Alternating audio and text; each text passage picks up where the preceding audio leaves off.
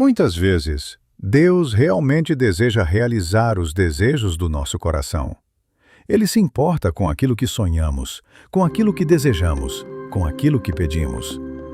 Mas existe algo que Ele espera de nós, que entreguemos a Ele a decisão de como e quando isso vai acontecer. E isso é muito importante, porque existe alguém que odeia quando vivemos assim. O inimigo gosta quando desperdiçamos nossos dias. Ele gosta quando perdemos tempo.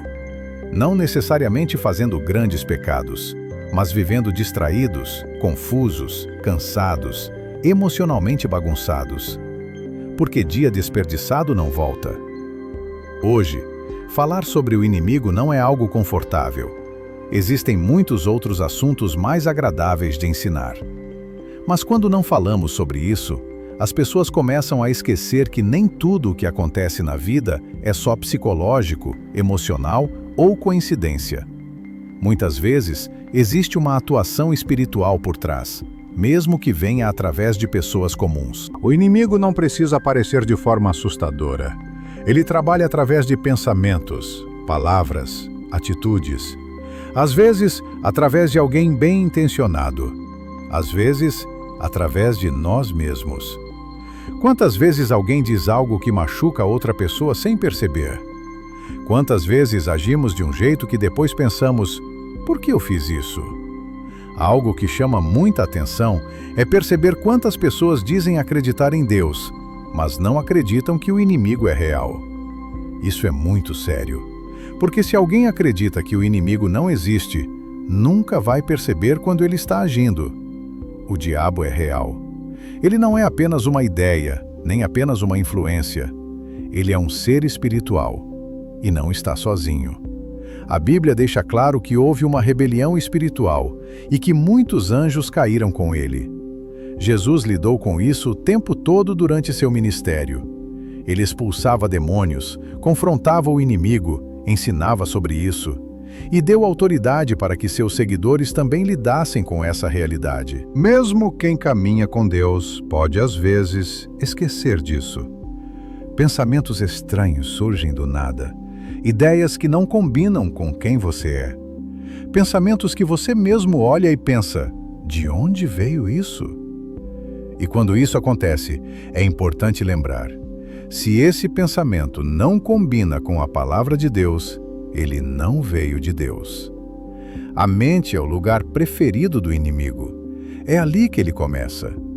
A Bíblia diz que as armas que usamos não são físicas, são espirituais. Isso significa que o conflito não é externo primeiro, é interno. Pensamentos precisam ser confrontados. Uma das armas mais poderosas contra o inimigo é a palavra de Deus. Outra é o louvor. Outra é a gratidão. A gratidão, inclusive, é uma arma fortíssima.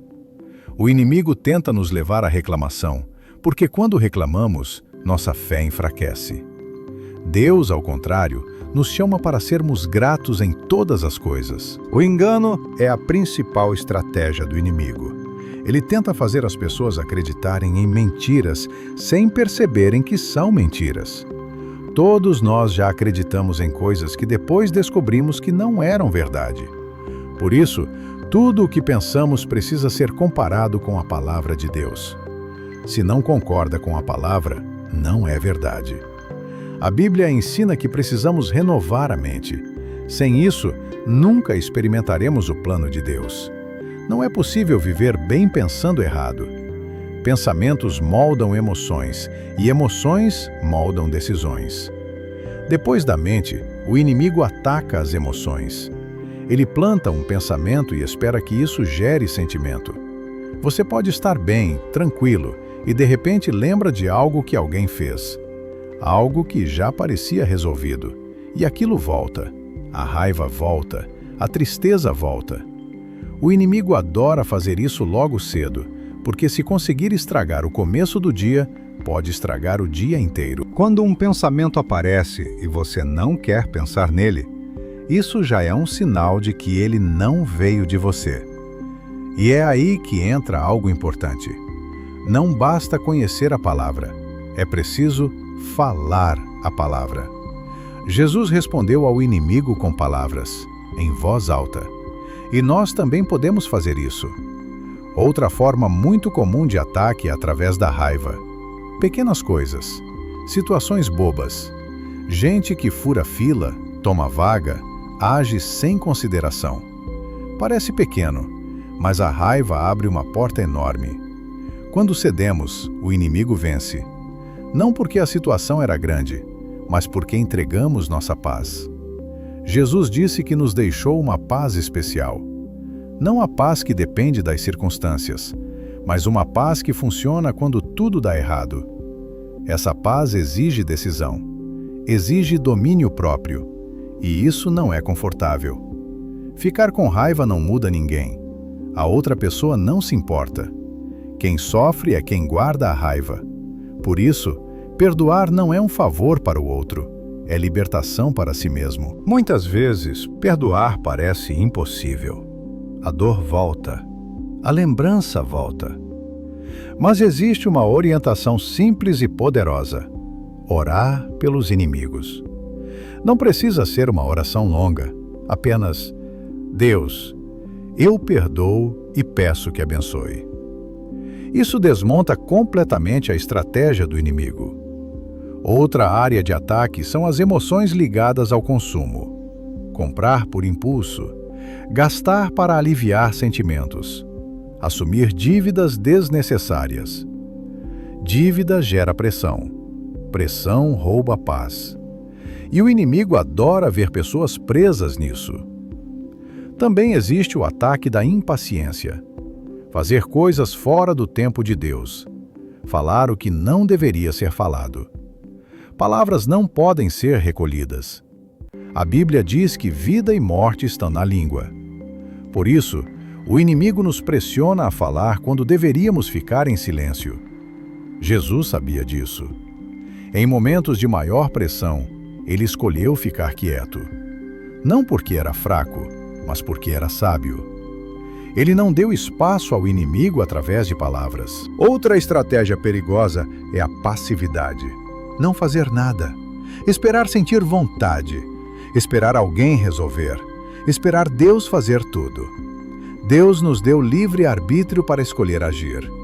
Não somos chamados a viver pelo que sentimos, mas pelo que sabemos que é certo. Jesus, no jardim, não queria passar pelo sofrimento. Ele pediu ao Pai que, se possível, aquilo fosse retirado, mas terminou dizendo: seja feita a tua vontade. Ele quis fazer a vontade de Deus mais do que a própria vontade. E isso nos ensina algo importante. Muitas vezes, Deus concede os desejos do coração, mas quer que confiemos a Ele o tempo e a forma. Problemas fazem parte da vida. Jesus disse isso, mas a miséria é uma escolha. A alegria do Senhor é a nossa força. A atitude é a nossa responsabilidade. Ninguém pode roubar nossa alegria sem nossa permissão. Enquanto esperamos, não devemos ficar parados. Esperar em Deus não é cruzar os braços, é orar, falar a palavra, cuidar do que está ao nosso alcance, ajudar outras pessoas, viver com propósito. A Bíblia está cheia de palavras de ação: vigiar, permanecer firmes, ser corajosos, agir com amor. Até o homem que Jesus curou foi orientado a se levantar e arrumar o que estava bagunçado. Ficar parado pensando nos problemas só faz eles crescerem.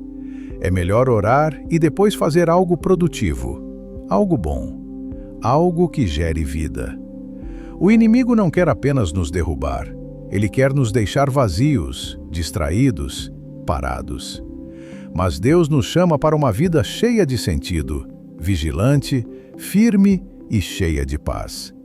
E quando entendemos isso, deixamos de viver reagindo ao inimigo e passamos a viver guiados por Deus.